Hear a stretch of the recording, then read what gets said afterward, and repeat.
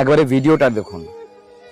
এই প্রাণীটা সদ্য তার প্রিয়জনকে আর একজনের প্লেটের খাবার হতে দেখেছে এবং সে জানে আর কিছুক্ষণের মধ্যে সেও কারো না কারো প্লেটের খাবার হবে। একবার চিন্তা করুন, আমাদের সঙ্গে যদি এমন হতো, আমাদের থেকে মানুষের থেকেও শক্তিশালী কোনো জীব যদি থাকতো এবং আমরা যদি তাদের প্লেটের খাবার হতাম এবং চোখের সামনে আমাদের প্রিয়জনকে কিছুক্ষণ আগে একজনের প্লেটের খাবার হতে দেখতাম আর জানি যে আর একটু পরে আমিও কারো না কারো প্লেটের খাবার হয়ে যাব, আমাদের অবস্থাটাও ঠিক তেমনই হতো। আমরা আমাদের জীবের স্বাদ পূরণের জন্য এইরকম ভাবে প্রত্যেকটা দিন জীব হত্যা করে যাচ্ছি।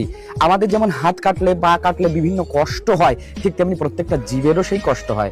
জীবের নিচে কোনো খাবার গেলে সেই খাবারের আর কোনো স্বাদ থাকে না, সবই একরকম হয়ে যায়। মানুষের জীবন ধারণের জন্য জীবকে হত্যা করেই খেতে হবে তার কোনো মানে নেই।